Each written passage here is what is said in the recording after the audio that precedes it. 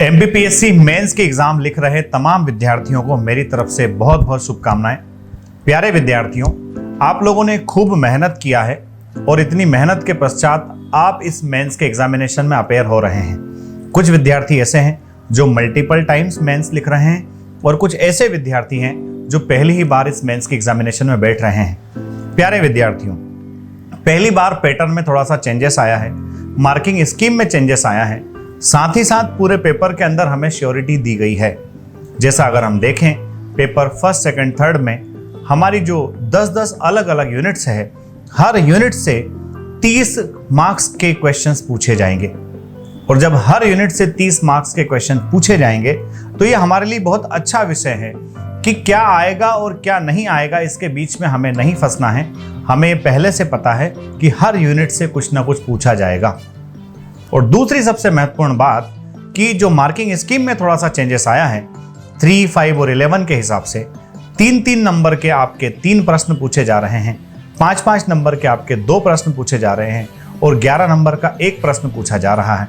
इस तरह से टोटल आपके जो मार्क्स हो रहे हैं वो हो रहे हैं टोटल 30।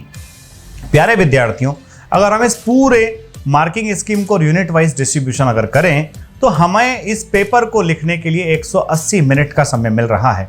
और ये 180 मिनट का जो समय हमें मिल रहा है, इस 180 मिनट के हिसाब से एक यूनिट के लिए हमारे पास 18 मिनट का समय है। आप लोगों को डरने और घबराने की बिल्कुल भी जरूरत नहीं है। आज से सिर्फ आपको इतना करना है कि चूंकि 24 तारीख को आपका पहला पेपर है और ऐसा कहा जाता है a well begin is half done. अगर एक अच्छी शुरुआत हो जाती है तो मान लिया जाए कि आधा काम हो चुका है। तो अब आप कुछ ना कीजिए, आपको बस एग्जामिनेशन में इतना सा करना है कि आपको हर यूनिट के लिए लगभग 18 मिनट का समय आपके पास में रहेगा।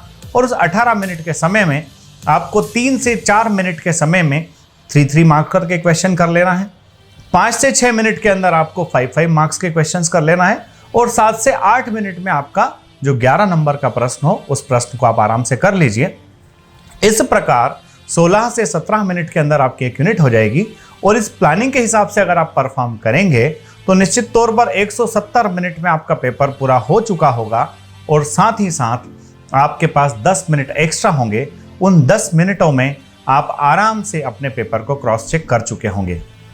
प्यारे विद्यार्थियों, इस बात का ध्यान रखें कि बड़े क्वेश्चंस ज़्यादा छूटे ना, क्योंकि बड़े क्वेश्चंस के मार्क्स ज़्यादा होते हैं, बड़े मार्क्स होते हैं। कई बार हम भूल भुलैया में कई बड़े क्वेश्चन छोड़ करके आ जाते हैं और अगर बड़े क्वेश्चन 2 या 3 छूट जाते हैं तो हम दूसरे लोगों की तुलना में लगभग 30 नंबरों से पिछड़ जाते हैं। परीक्षा के दौरान कई बार व्यवधान भी आ जाते हैं।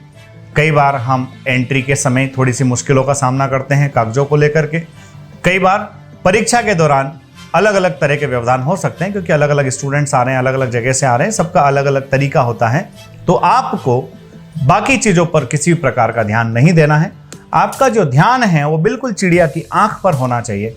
आपको बिल्कुल फोकस्ड होकर के एग्जामिनेशन लिखना है। आपको कूल रहना है, आपको शांत रहना है। अगर कोई चीज़ आपको चिढ़ाती है, इरिटेट करती है, उससे इरिटेट नहीं होना है। उन 3 घंटों का बहुत ही सिस्टमेटिक तरीके से आपको यूटिलाइजेशन करना है। पहला पेपर आप अच्छा बना करके देखिए, निश्चित तौर पर बाकी के 5 पेपर भी हमारे अच्छे जाने वाले हैं।